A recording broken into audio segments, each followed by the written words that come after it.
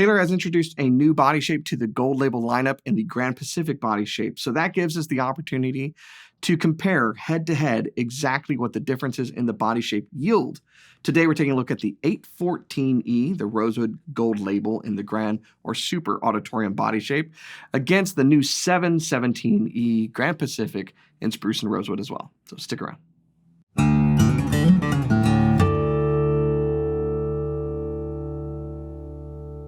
Hey, you're watching Alamo Music TV. My name is Chris McKee with Alamo Music in San Antonio, Texas.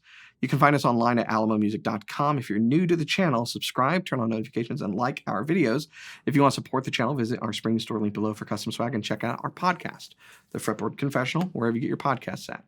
So, the Gold Label has been a runaway hit since it was introduced earlier this year at the NAMM show. We've had a very difficult time actually keeping them in stock, and I'm thankful that we just received another Rosewood model so that we could do this comparison, because hot on the heels of the Super Auditoriums are Grand Pacific body shapes. So now we have an 814E Gold Label, Spruce Rosewood, to compare to a 717E Gold Label in Spruce Rosewood. Now, there are some key differences outside of the body shape we'll talk about, but really this is an opportunity to compare the body shape that you're getting out of these guitars. So like I said, this has been a runaway success. Let's recap what it is real quick. It is a departure from the traditional Taylor bracing and aesthetics and sound to something more vintage sounding, a new guitar with an old soul. This has a different depth and kind of different lines from a normal Grand Auditorium, hence the Super Auditorium name. New bracing in V-class fan bracing. That's V to the bridge plate, fan bracing on the lower bout of the guitar on the top. Different aesthetics altogether, different headstock shape, different logo, so forth. This follows that same pattern. And it takes the Grand Pacific and grows it to a depth of 5 inches, along with the changes of the bracing. Both of these guitars, part of the Gold Label series, also received the new long tenon action control neck that Andy Powers developed that allows you to change the neck angle on the fly with nothing more than a flexible driver into the sound hole of the guitar. So it's great. Not only is it fantastic for adjustability, but it helps yield the new, richer tone that these guitars are coming out with. Now, I will say that at the outset, the 814 is a more expensive guitar than the 717. Now, that's pretty typical. A 800 series usually costs more than a 700 series. In this case, I think the big difference outside of some of the appointments on inlay, because the 717 certainly has a more basic inlay pattern on it, is the wood. So this is East Indian rosewood. This is Honduran rosewood. Honduran's been used along with Koa on the Gold Label since they were introduced. And by the way, that actually brings up an interesting point. When these were both called 814Es, the Koa and the Rosewood, Cooper and I kind of took issue with that. It seems like an odd choice for the Gold Label. Well, that's being corrected. So the Rosewood version is the 814E, and going forward, the Koa version will be the Gold Label K14E. You heard it here first. So Honduran Rosewood versus East Indian Rosewood. It is a more exotic rosewood, South American, paler in color, and has a slightly different tone, although they're both rosewoods, so characteristics are still pretty much similar. You're going to have rich bass, rich treble, scooped mid-range, nice overtones. One can argue that Honduran Rosewood might have a glassier high end and some overtones. Your mileage may vary. It's definitely a more expensive wood compared to East Indian Rosewood, and has a very different aesthetic to it since it's typically a much lighter wood. You can get either of these guitars with a burst or natural finish. And like I said, bracing, neck joint, and everything is there like typically would. So outside of the tighter waist of the Super Auditorium, and this being deeper than a normal Auditorium, it doesn't match the depth of the Grand Pacific. The Gold Label Grand Pacific round shoulder dreadnought shape is 5 inches deep. You can see that it is a deeper guitar still than the Super Auditorium 814E in this particular case. They both have torrefied spruce tops, and the scale length is the same. So the differences that you're really going to hear in this comparison come as a result of the body shape and the depth that is different on each of these guitars. So enough talking. Let's take a listen, see if you can hear the differences for yourself.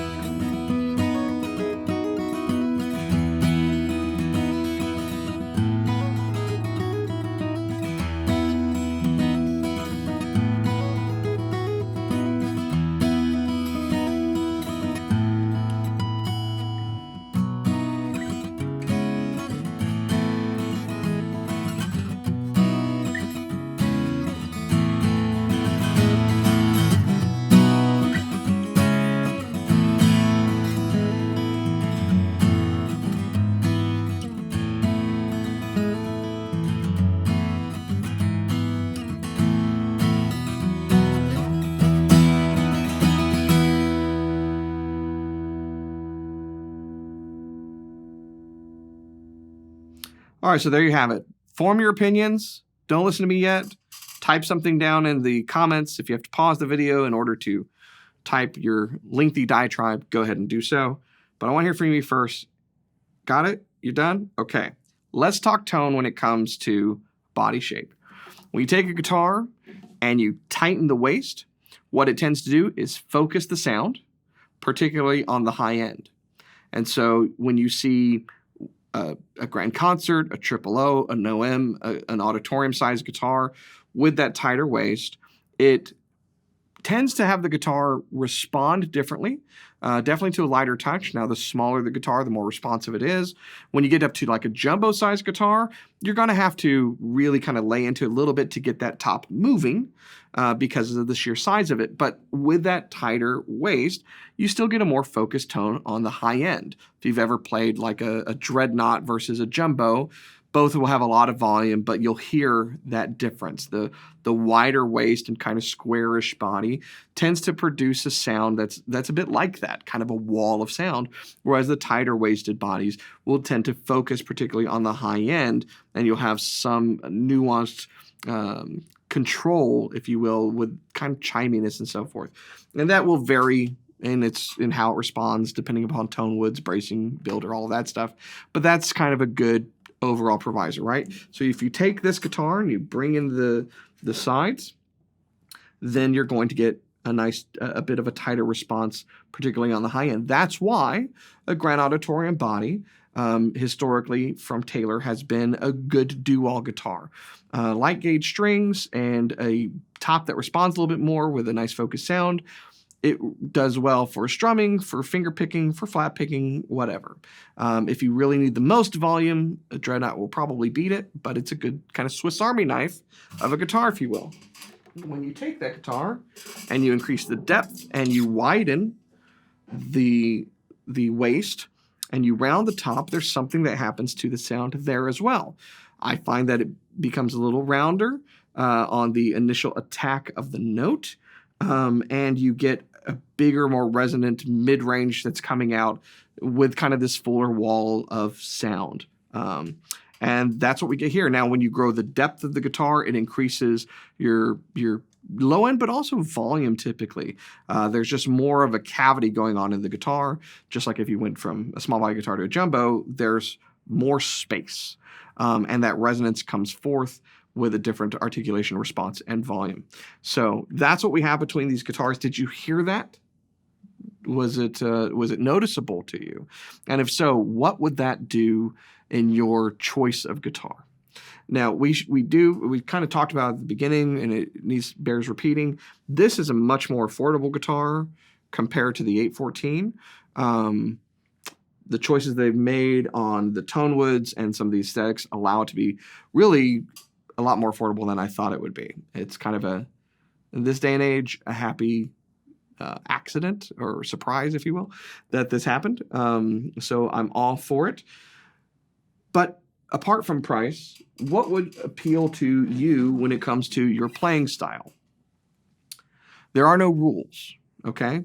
If you want to chop wood or do bluegrass flat picking on a Super Auditorium gold label, you certainly can do that. And this guitar does respond pretty well to that and does great. But the greater depth of this guitar and the shape of this guitar will probably yield a little bit more in what you would be looking for that style of music. If you wanted to play fingerstyle music, you could do so on here. There's no rule saying you couldn't. But this might work better given that it has that tighter waist, lighter gauge strings to respond to a lighter touch better. So, your mileage may vary, but let me know what would be your pick in the comments below. I think of guitars as tools. Every single guitar that I own is a different thing for a different thing. And so I would approach these guitars like that. What do I need in my personal collection right now? I need something like this because most of what I have is something like this because of what I usually play. So there you go. You see a need, you feel a need in your collection. So let me know what you think about these two guitars. I'm excited that this has joined the collection over at the Gold Label Collection. I'm excited for what else is coming down the pike in order to meet the needs of musicians, guitar players all around. So let me know what you think about the collection, the changes, and what you might like to see coming down the road as well. If you're new to our channel, subscribe, turn on notifications, like our videos. Keep coming back for more, and I will see you next time.